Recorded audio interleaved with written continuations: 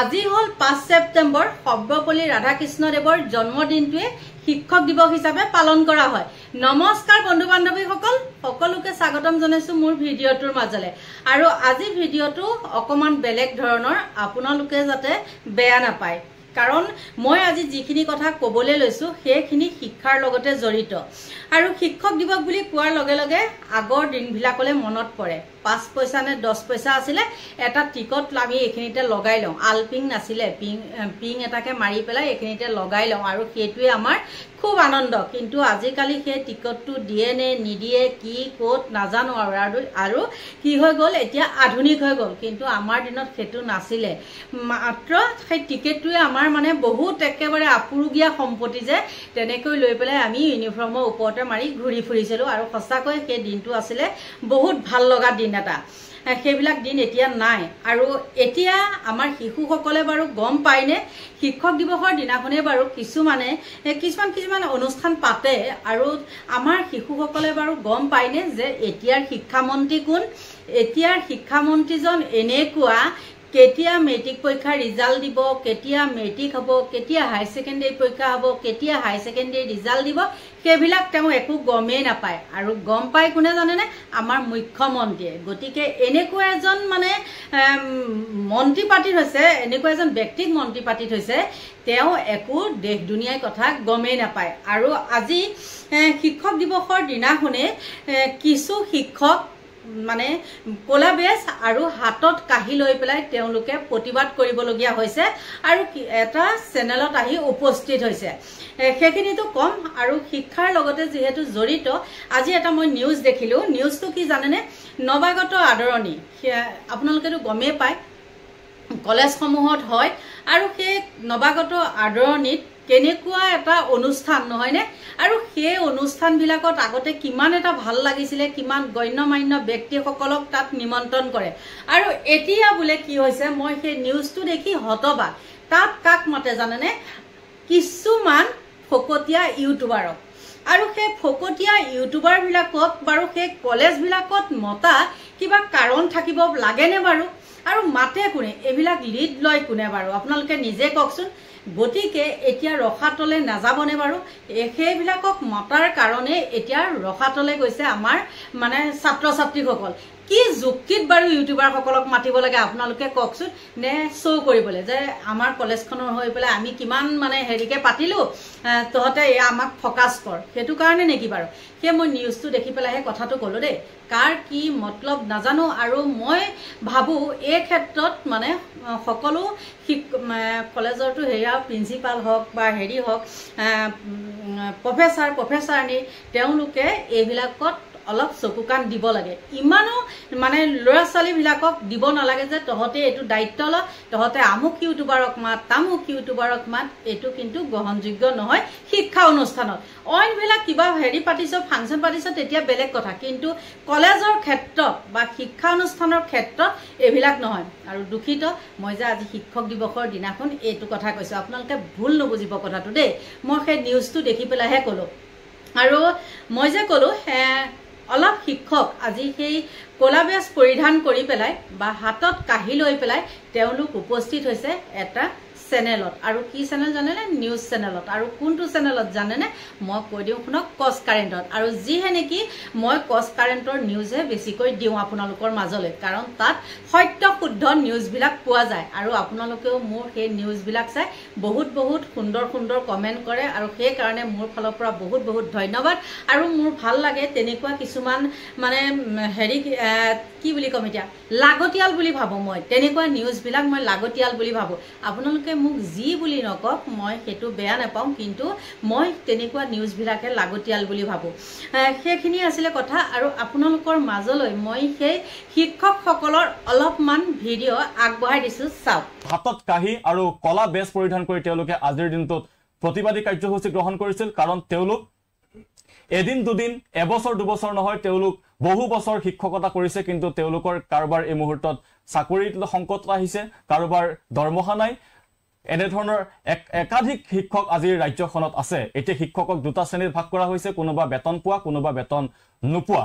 আৰু সেইসকল শিক্ষাগুৰু আজি শিক্ষক দিৱসৰ দিনটোত বঞ্চিত হৈ ৰ'ব লগা হৈছে, আৰু তেওঁলোকে আজি চকু পানী টুকি আপোনালোকৰ সন্মুখত চৰকাৰৰ সন্মুখত কিছু তেওঁলোকৰ সমস্যাৰ কথা ক'বলৈ আহিছে সদৌখন প্ৰাদেশিকৃত শিক্ষানুষ্ঠানৰ পৰা বঞ্চিত শিক্ষক কৰ্মচাৰী সন্থাৰ আমাৰ সৈতে আছে সম্পাদিকা পূৰবী কলিতা শইকীয়া আৰু আমাৰ সৈতে আছে সাংগঠনিক সম্পাদক বিশ্বজিৎ ছেত্ৰী প্ৰথমতে বাইদেউ আপোনাৰ ওচৰলৈ আহিছো যে আপোনালোকে আজি শিক্ষক দিৱসৰ দিনটোত যিটো কাৰ্যসূচী গ্ৰহণ কৰিছে কলা বেজ পৰিধান কৰি আৰু হাতত কাহি লৈ এই বিষয়ে আপুনি প্ৰথমতে এটা আভাস দিয়ক যে আপোনালোকৰ সমস্যাটো কি হয় নমস্কাৰ আজি পবিত্ৰ শিক্ষক দিৱস এই শিক্ষক দিৱসৰ দিনাখন এটা সময়ত আমি নিজৰ নিজৰ শিক্ষানুষ্ঠানত থাকি শিক্ষক দিৱস আমি পালন কৰিছিলোঁ কিন্তু আজি আমি ৰাজপথত ওলাই আহি আমি সংবাদমেল দিবলগীয়া এটা অৱস্থা হ'ল আমি সংবাদমেল দিলোঁ দুপৰীয়া দি আমি কলা বেজ পৰিধান কৰি আমি অসম চৰকাৰক মাননীয় মুখ্যমন্ত্ৰী মহোদয়ক কিছু কথা ক'বৰ কাৰণে আমি সন্থাৰ তৰফৰ পৰা ওলাই আহিছোঁ ইতিমধ্যে তেখেতে ক'লে মই সাধাৰণ সম্পাদিকা এই LP2 কলেজলৈকে সদৌ অসম প্ৰাদেশিকৃত শিক্ষানুষ্ঠানৰ পৰা বঞ্চিত শিক্ষক কৰ্মচাৰী সন্থাৰ সকলো শিক্ষকৰ হৈ আমি আজি ওলাই আহিছোঁ প্ৰতিনিধিত্ব কৰিছোঁ চাওক যেতিয়া আমি আমাৰ এই শিক্ষানুষ্ঠানবিলাক ৰাইজে পাতিছিলে তেতিয়া আমাৰ অসমত এটা নিয়ম আছিলে ৰাইজে শিক্ষানুষ্ঠানবিলাক পাতে আৰু অসম চৰকাৰৰ শিক্ষা বিভাগে সেই শিক্ষানুষ্ঠানবিলাকৰ পাৰমিশন দিয়ে ক্লাছ পাৰমিশন দিয়ে ৰিকগনাইজ কৰে কনকাৰেন্স কৰে পোষ্ট এপ্ৰুভেল কৰে তাৰে পিছতহে প্ৰভিন্সিয়েলাইজ কৰে আৰু সেই নিয়ম মতে 2013 চনলৈকে চলি আছিলে কিন্তু 2013 চনত কিছু শিক্ষক আমাৰ বাদ পৰিছিলে আৰু তেতিয়া আমাৰ শিক্ষামন্ত্ৰী আছিলে মাননীয় বৰ্তমানৰ মুখ্যমন্ত্ৰী হিমন্ত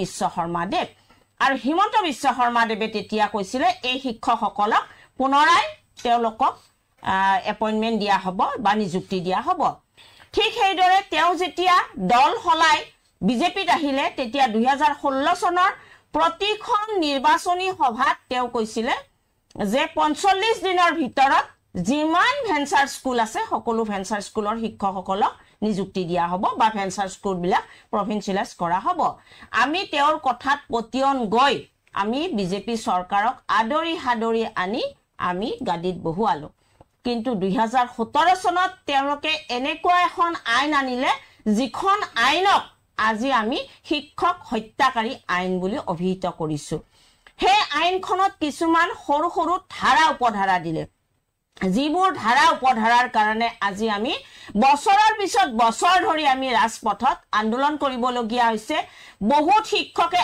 আত্মহত্যা কৰিবলগীয়া হৈছে কমলপুৰ সমষ্টিত আত্মহত্যা কৰিছে শিক্ষামন্ত্ৰী মহোদয়ৰ ধেমাজিত আত্মহত্যা কৰিছে গোলাঘাটত আত্মহত্যা কৰিছে এইবোৰ মানে ঢেৰ শিক্ষকে আত্মহত্যা কৰিছে বহুত শিক্ষকে চিকিৎসাৰ উন্নত চিকিৎসাৰ অভাৱত মৃত্যুমুখত পৰিবলগীয়া অৱস্থা এটা হৈছে কিন্তু আমাৰ মাননীয় মুখ্যমন্ত্ৰী মহোদয়ে এইবোৰলৈ তেওঁৰ চকু নাই তেওঁ এতিয়া সংবাদ মাধ্যমত আমাৰ আন্দোলনৰ ওপৰত আন্দোলন দেখি তেওঁ এখন নতুনকৈ প্ৰাদেশিকৰণ আইন আনিব বুলি আমি গম পাই আছো তেওঁ সংবাদ মাধ্যমৰ যোগেদি এইবোৰ কথা তেওঁ জনাই আছে সেই মৰ্মে আমি যোৱাকালি মাননীয় শিক্ষামন্ত্ৰী মহোদয়ৰ আমি ওচৰত গলো গৈ আমি মাননীয় শিক্ষামন্ত্ৰী মহোদয়ক আমি সুধিলো আৰু আমাৰ শিক্ষা বিভাগৰ উচ্চ পদস্থ বিষয়াৰ ওচৰত গৈ আমি সুধিলো যে আমাৰ 2013 আৰু 2021 চনত যিখিনি প্ৰাদেশিকৃত শিক্ষানুষ্ঠানৰ পৰা বঞ্চিত হ'ল যিখিনি ৰিকগনাইজ হোৱা টিচাৰ যিখিনি কনকাৰেন্স হোৱা টিচাৰ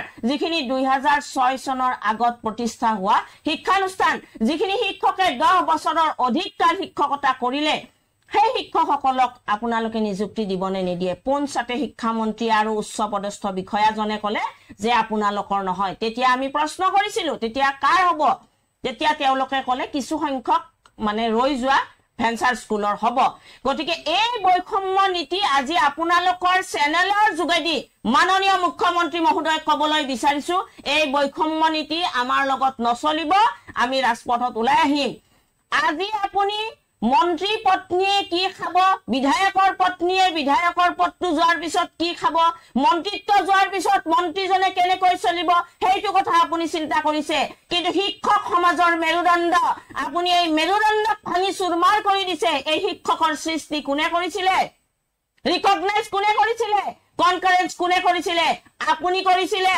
হিমন্ত বিশ্ব শৰ্মা দেৱ গতিকে আপুনি আমাক ন্যায় নিদিয়াকৈ কতো আপুনি পলাই যাব নোৱাৰে আপুনি যতেই নাথাকক আমি বিচাৰি উলিয়াম আপুনি যতেই নাথাকক আমি আন্দোলন কৰি হলেও আমি আমাৰ ন্যায় আনিমে আজৰি আপুনি আমাক ন্যায় দিব লাগিব আপোনাৰ সভা সমিতিত মহিলাসকলে নাচিলেও আপুনি পইচা দিয়ে আঁচনি আপুনি অসমখন ভৰাই পেলাইছে কিন্তু আপুনি শিক্ষকক ন্যায় কিয় দিব নোৱাৰে আজি অসমত আপোনালোকে সংবাদ মাধ্যমৰ জৰিয়তে দেখিছে ৰাইজ বা আপোনালোকে প্ৰচাৰ কৰিছে যে কিছুমান শিক্ষানুষ্ঠানত এজন শিক্ষকে শিক্ষকতা কৰি আছে তেওঁ নোৱাৰা হৈ গৈছে সংবাদ মাধ্যমৰ যোগেদি সেই শিক্ষকবিলাকে কৈছে যে আমাক শিক্ষক দিয়ক আমাৰ এই শিক্ষকসকলক কিয় তাতে নিযুক্তি দিব নোৱাৰে এটা কথা কওক আপুনি কিমান চনৰ পৰা আপুনি শিক্ষকতা কৰি আছে মই 1997 চনৰ পৰা শিক্ষকতা কৰি আছিলো মোৰ স্কুলখন ৰিকগনাইজ হোৱা স্কুল ৰিকগনাইজৰ সময়ত এজন শিক্ষক যদি ৰিকগনাইজত কম থাকে 5+ লাগে আমাৰ এমই স্কুলত এজন শিক্ষক যদি কম থাকে তেতিয়া ৰিকগনাইজ নহয় আৰু হেয়া শিক্ষা বিভাগৰ নিয়ম কিন্তু আজি শিক্ষামন্ত্ৰী আৰু এই উচ্চ পদস্থ বিষয়াজনে আমাক যোৱা কালি কৈছে যে ৰিকগনাইজত লিখি দিছিলে নেকি গভৰ্ণমেণ্টে আপোনালোকক চাকৰি দিম বুলি আপোনালোকক আমি তৰ্ক কৰা নাই সেই কালি যোৱা কালি কিয় তৰ্ক কৰা নাই জানেনে আপোনালোকৰ চকীখনক আমি সন্মান জনাইছো সেই কাৰণে আমি তৰ্ক কৰা নাই কিন্তু আপোনালোকে আমাক কি কথা শিকাব আহে 2013 চনত কেনেকৈ আপোনালোকে 5+ নিয়মত আপোনালোকে ৰিকগনাইজ কৰিলে হয় 28 বছৰ চাকৰি কৰিছে পুৰবী কলিতা হৈকে বাইদেৱে 28 বছৰ চাকৰি কৰাৰ পাছত আজি এখন এনেকে কাহি লৈ আৰু কলা বেছ পৰিধান কৰি তেওঁলোকে প্ৰতিবাদ সাব্যস্ত কৰিব লগা হৈছে আৰু চৰকাৰক তেওঁলোকে দাবী জনাব লগা হৈছে অনুনয় বিনয় কৰিব লগা হৈছে দেখিলেনে বাৰু সেই বাইদেউ গৰাকীয়ে কি সুন্দৰভাৱে কথাখিনি কৈছে আৰু একেবাৰে দুৰ্ভাগ্যজনক যে আজি শিক্ষক দিৱসৰ দিনা তেওঁলোক আহি উপস্থিত হ'বলগীয়া হৈছে আমাৰ নিউজ চেনেলত হয় না নহয় গতিকে এইখিনি আছিলে ভিডিঅ'টো আৰু মই যদি কিবা আপোনালোকক মানে এই ক্ষেত্ৰত কিবা নকবলগীয়া কথা কৈ দিছো তেন্তে হলে একদম ক্ষমা কৰিব দেই কাৰণ কি জানে শিশুসকলে বা আমাৰ ল'ৰা ছোৱালীসকলে হ'ল দেশৰ ভৱিষ্যত আৰু সেই ল'ৰা ছোৱালীসকলে যদি এইবিলাক ফকতীয়া কিছুমান দেখি পেলাই মানে হয় জীৱনটো ধ্বংস হয় সেইটো আমাৰ কাৰণে হ'ব একে অশুভ লক্ষণ গতিকে সেই কাৰণেহে মই কথাখিনি কলো আপোনালোকে বেয়া নাপাব একদম ক্ষমা কৰিব আৰু ভুল হলেও আপোনালোকে শুধৰাই দিব বুলি আশা কৰিছো আৰু মোৰ ভিডিঅ'টোৰ মাজৰ পৰা এইখিনিতে মই বিদায় লৈছো কাৰণ ভিডিঅ'টো বহুত দীঘল হৈ গ'ল গতিকে এতিয়া বাই বাই দেই